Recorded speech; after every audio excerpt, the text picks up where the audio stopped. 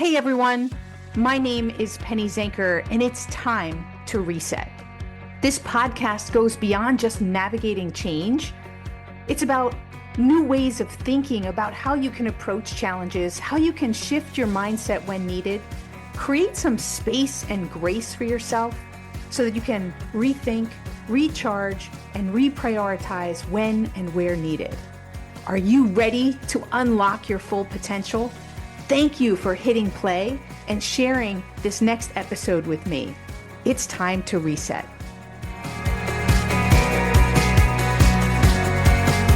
Hello and welcome to Take Back Time. This is Penny Zanker and I'm your host. And today I need this guest so badly because we're going to talk about decluttering. And, that can mean a lot of things to a lot of different people, but I've been traveling the last couple of days, weeks, and my space is a mess. And I know people say to me, oh, Penny, you must be so structured and clean and neat. And I'm not. It doesn't come natural to me. So the more tips and tricks I can get, the better. And I think for all of you as well. So I'm excited to introduce today's guest. Gael Wood is with us, and she has written the book literally on decluttering. And so she is going to share with us some tips and tricks and get us back into shape. So Gael, welcome to the show. Yeah, thanks so much for having me. So, are you a neat freak and were you born that way? I was definitely not born this way. As I got older and I was in that kind of college age and I was moving around a lot, I kind of discovered the joy of having less stuff. I was like, oh, this is fun to be able to pick up and move from house to house with just a car. Right. I wish that was possible. I definitely am a fan of simplified. And then I started applying it, to other areas of my life. And I realized at one point I was so busy and I was like, you know what? I need to declutter the things that I'm doing, the way I'm spending my time. I need to look at that the same way I look at a closet full of stuff. What do I need? Absolutely. That's useful to me. What can I get rid of or have less of? Absolutely. Right. And then there's also our mind. We also have to declutter our mind, right? There's our schedule, there's our closet, and there's our mind. So multiple. Our to-do list, our beliefs, we can declutter on every level. Absolutely. So, what do you think is the biggest thing that holds people back that thing that if they could just get past that? As far as decluttering goes, yeah, probably that feeling of, will I be okay without these items? And to me, that's a bit of a scarcity mindset. Because it's really an abundance mindset to be able to let things go because you're telling yourself, I can let these things go. And I know on some level that if I need them again, I have the resources to replenish and replace. So yeah. I would say, what do you say about this as well? So I agree with you that I think our whole attitude, the whole time management, even the word, right? We can't manage time. So immediately causes that scarcity mindset. So I totally agree with that. And my twist on that is I think also that it's more about control. When we talk about those things and also our tasks, right? The things that we do that are less important, that, what keeps us from letting go is our need for control. What do you think that has to do with scarcity? Because there is a connection, but I don't know that I can voice it. Maybe you can put some connections. Yeah, no, I think you nailed it. I think for a lot of us, it is control. And, that feeling of, well, if I don't do it, what's going to happen? So it's that feeling of just, stepping into the unknown. Mm-hmm. It's hard for everybody to do. And will people be upset with me because their thing is less important than my thing that I have to do? But that's the thing I have to let go of, right? But then if you think about it, stepping into the unknown, that is kind of having faith, which I think relates back to that abundance mindset. I think so. But, I think it goes when we're talking about tasks, right? And letting go of something that's less important that maybe someone else needs from us. Right. Right. I think a lot of people will put on that hat and say, I don't buy it, that it's faith. Someone's going to be mad at me. My boss is not going to agree with me. But I do think that if I were to relate to faith, and then I'll open the floor to you, I guess it would be faith in the understanding that I can communicate. Like, we don't have the faith in ourselves. Maybe that's it. I'm just working this out as you're talking. We don't have the faith in ourselves to communicate effectively, and the faith in someone else that they're going to understand. Would that be? That's exactly it. You hit the nail on the head. It's the faith that you can handle it when maybe that backlash or controversy comes up. It's like, okay, well, if that happens, which would be unpleasant, I can handle it. Yeah. And that's something I read recently, a book about. It was called Face Your Fears and Do It Anyway. Yeah. And it was, so she was like, you know what? If you keep saying that over and over, whatever happens, I know I can handle it. It like takes all that fear away. Well, and there are different aspects with some of those emotions. That exact statement, but replace it by guilt, is what I needed to do as a single mom. It was feel the guilt and do it anyway. I needed to take care of myself. I needed to go out and have a night out on my own instead of, yes, I felt guilty, but had to feel the guilt and do it anyway. So I think that expression sometimes is cross unproductive emotions that are there to protect us, but at the same time, we obsess over them, right? Or we need to stop us. They could stop us in our tracks. Yes. In times where they don't need to stop us. Yeah. So that's interesting. People are getting caught up in this scarcity mindset. I've been talking a lot lately about letting go, and I'm a big fan of simplifying. Where I'm best at simplifying is not necessarily in my stuff, but in my thought process when I'm trying to solve a problem. Mm-hmm. How does one make that shift? Like, let's say you were coaching me, right? And I'm good at simplifying when it's solving the problem. How do I simplify when it comes to my physical clutter? We're kind of going to bounce around here on different types of clutter. Different types of clutter, right? So I would say, apply your logic to it. Let's take coffee cups, for example. Okay. Oh my God. Take all your coffee cups out of your cabinet and you have 52. How did you know? So I would say, okay, even on the busiest day of your life in your house, your whole family's over, how many coffee cups can you use in one day? And I would just really take that into consideration. How many do you actually need given, the variety of circumstances? Right. And then how big is your cabinet? We have limitations depending on how big our house is and really how much storage we have. So I would coach you on those two things. And then from there, we would kind of say, okay, well, are there any that you just are like, oh yeah, these can go. So we do kind of that low-hanging fruit first. Low-hanging fruit, right. Yeah, and say, okay, well, these 5 I never really liked anyway. So those are in the box. And then it would be, okay, well, you said you could store 20 coffee cups is what we decided would be reasonable for your home and your needs. So then it would be a matter of looking and saying, kind of comparing them side by side. Do I like this one better than this one? Right. So you get down to the 20 that you want to have. And then you've got your favorite 20, which is nice. Right. Yeah. Awesome. I love that. Right. And you can apply this every area that you want to declutter, right? I could go from room to room and take different areas and say, what is it that the space can hold that feels good, that doesn't feel cluttered, and then process of elimination, get things out. Yeah. And also, and then the whole, how many do you need? Like, oh my gosh, like we have so many extras of things. Like pots and pans. I mean, even if I cook a big meal, I might use 4. Yeah, totally. We just purged pots and pans. Yeah. Actually. So there was a purging because I came together with my boyfriend and we had 2 sets and we're like, we just definitely don't need that. So I think that's true, is we have multiples of things and we just have things that are sitting around for a long time that we just don't need anymore. They don't serve the purpose that they once did. So, and there's a time cost and an energy cost to having things. Mm-hmm. When you have to, stack your pots in a certain way to make them fit. And then it takes you 2 extra minutes every night to take them out and put them away again, or however long it takes you. It's like, that's just extra time and energy. And it kind of like will weigh you down. And you're like, oh, well, I want to cook dinner, but I got to rearrange the whole pot cabinet to do it.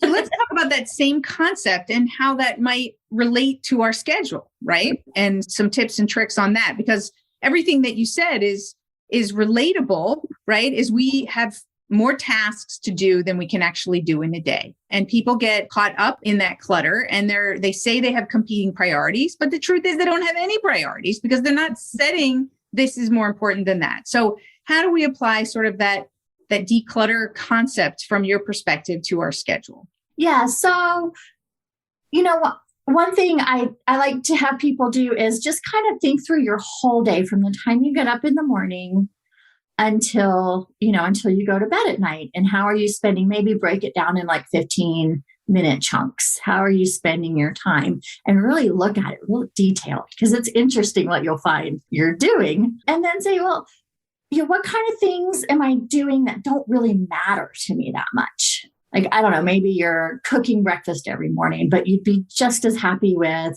one of those smoothies that you just pop open right. or something, So, and then just looking at detail, because a lot of times it's just like our physical clutter. We're just doing extra things and we haven't considered why we're doing them, if we need to be doing them. And what the value is too, right? We're not considering the value of its impact to our day, to our end result of what we're looking to achieve. And then a lot of things we'll decide to keep. I know when I did my big schedule declutter, and then suddenly my husband was taking our son to school every morning, I was like, yes, that's awesome. And he told me, he said, you don't have to get up and make breakfast for Santino anymore. And I was like, you know what? I like to. Mm-hmm. And it gets my day started. So I said, I need to believe that he needs me to make him breakfast. Right. So we can really pick and choose. Well, and there's probably some moments in there, like, of connection time that you don't want to miss. So I think there's a good point in there is it has to serve you, right, in some way. And that's one way to choose is what the value is to you. Yeah. And now we're homeschooling and I'm like, get your own breakfast. I see you all day. It's interesting. You talk about down to the 15 minutes. I just want to share for the readers, right? There's different ways to look at this, but no matter how you look at it, I'm a big fan also of doing that time audit, of stepping back and looking at where you are actually spending your time, comparing that to the goals and things that you want to achieve and seeing where the gaps are. I come at it from a high level perspective, and I actually don't look at it from a detail. So I think it's good that we've got the different perspectives.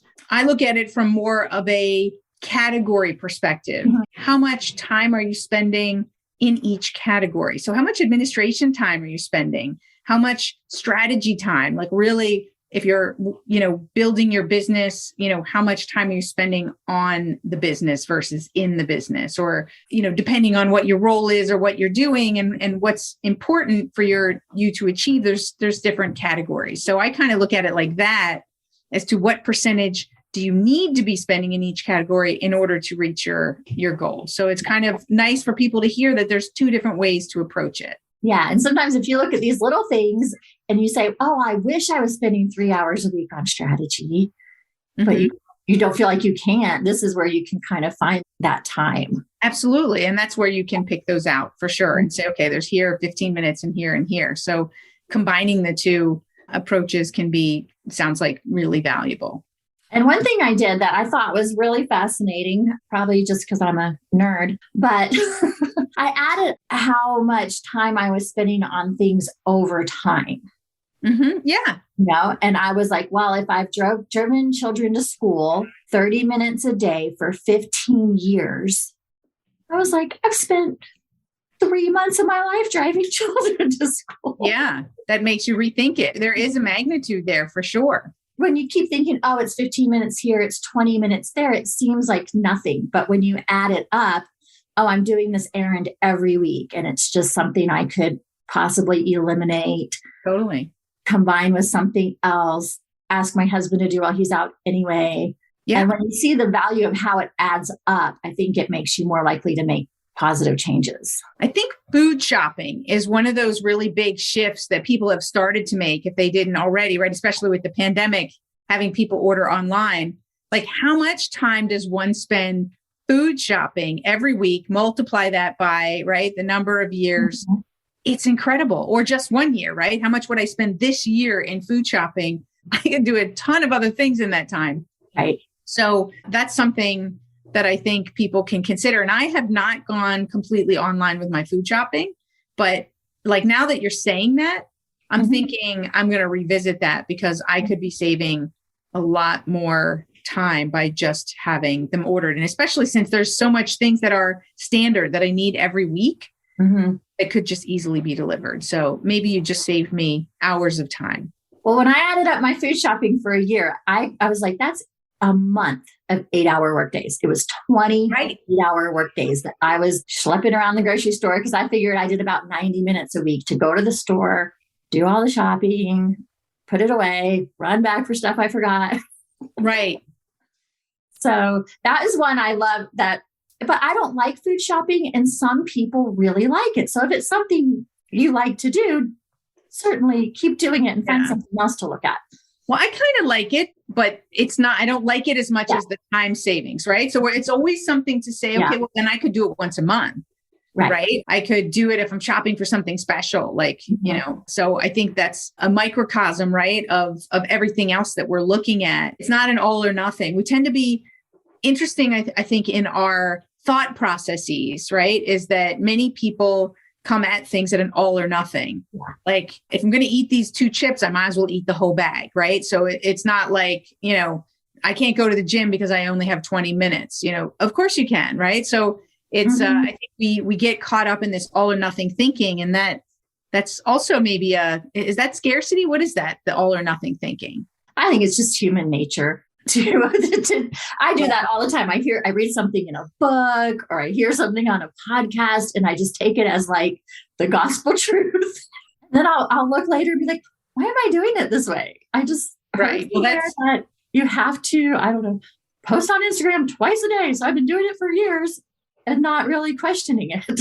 That's something different to me than all or nothing thinking. What that is that we're not thinking, right? We're caught up in what Bill Gates calls, right? Busy is the new stupid, is that we're so busy that we've lost the ability to do critical thinking. So we're not questioning and seeing, is that appropriate for me?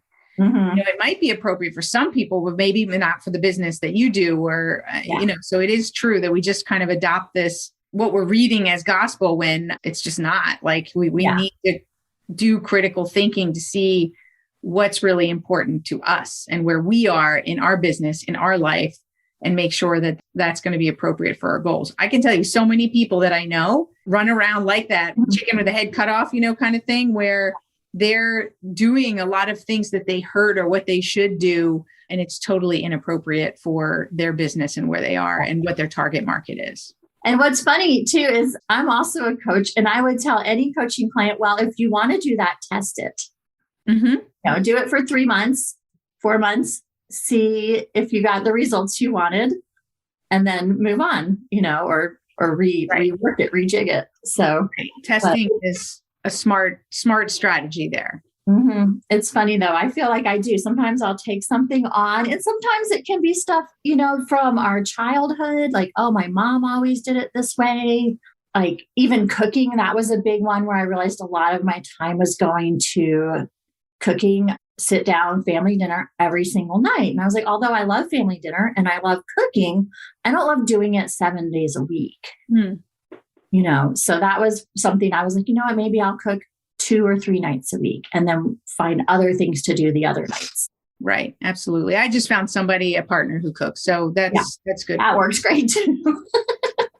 So let's get back to do you have any other hacks or tips that you can give us, that can make decluttering our schedule easier? So the first one was the audit, right? Really figure up that time cost.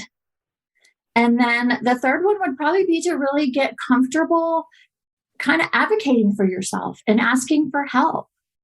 And, just empowering yourself to say, this isn't something that I want to do anymore. Let's, as a family or in a work situation, let's figure out a way to do it that works for everybody, And I was shocked. I just asked my husband, I said, hey, could you do one afternoon a week of all the after school activities? I'm overwhelmed and I have work to do.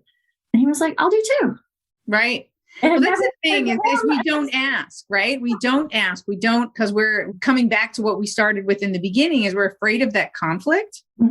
So to avoid the conflict or to avoid disappointing someone or anything like that, we will we'll basically throw ourselves under the bus, because we're not willing to ask. It seems like such a crazy thing. I don't know whether I got wiser or there was some point in my career where I just started to ask, when do you need this by? Like even a simple question like that, what's the most important part of this that you need so that we can come up with solutions? If I don't have time to do the whole thing, could I do part of it by this date and then the other part later? So we need to ask more and communicate our needs and challenges. Yeah. And, I did that too with the cooking. And it was so funny because I said, you know what, we're going to have make your own dinner night one day a week. My family was thrilled. They were like, we love make our own dinner night. They're like, you mean we don't have to eat what you tell us to? I was like, oh, I didn't know I was forcing you guys to eat all this delicious food all the time. Right. You don't know until you ask, right? You tell them to cook for you, right? That could be it as well. Not just make your own dinner, but rotate around the family that everybody makes dinner one night. And during the pandemic, my boyfriend, a fiance now, he loves to cook. But it was getting overwhelming with how many meals we had to cook during the pandemic that normally people weren't home. And so he's like, I can't do this. I also have to work during the day. I can't make a big lunch for everybody. Everybody should pick a day. Everybody, you cook one day, you cook another day, and then that's a fair distribution. So, but it doesn't happen unless you communicate, right? And a lot of people get frustrated while they're doing too much. And it's simply just asking and look, you had the result that everybody was happy with that. Yeah. We can really walk around feeling real put upon when we're not even asking for things to be different. Right. And then one other thing that comes to mind is just being okay with being a little different. Because if you're doing things differently than pretty much most people, there's times where I feel like I'm the only mom that doesn't go to some stuff. I'm the only mom that doesn't sit all the way through practice and watch the kids the whole time. But, I just have to be okay with that. Yeah. Oh my God. I'm glad that I have a different set of parents around here. I drop off. I do not stay.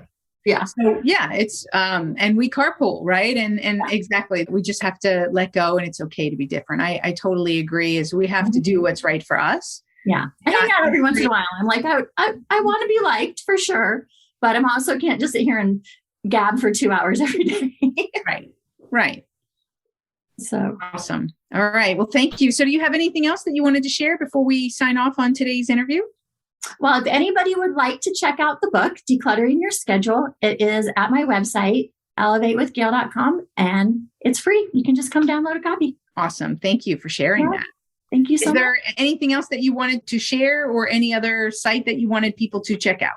Oh, if you're into time management, and you probably know Laura Vanderkamp, I'll just share one of my favorite authors. It was so funny because I was writing this book and going through this process, and then I discovered her books, and I was like, we've discovered the same stuff.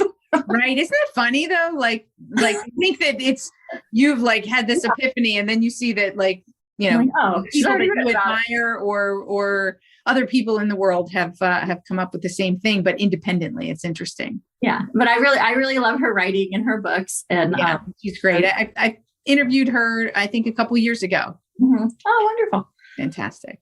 So. All right. Well, yeah. So we can put that in the show notes. If you have a special link to her, one of her articles or books or something like that, that would be great. Okay. Thanks so much for having me. All right. Well, thanks for being on, Gail.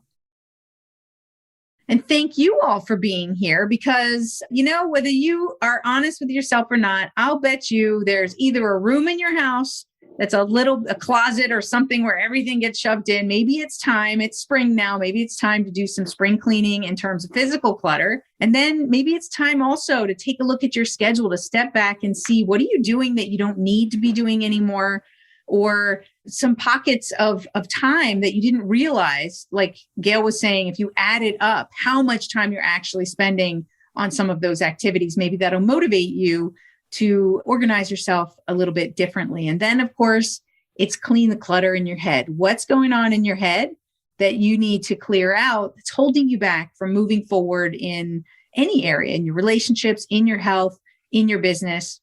It's time to clean that clutter. So thanks for being here. My name is Penny Zanker, and this is Take Back Time. We'll see you on the next episode. Hey, thank you for spending this time with me. It really means a lot. If you're feeling a little off, distracted, overwhelmed, stuck, or just out of sync, remember that's your signal to reset. And that's all it takes, just recognizing one reset moment at a time. So stay tuned for more tips, tools, tricks, stories, strategies, all here on Time to Reset. We'll see you in the next episode.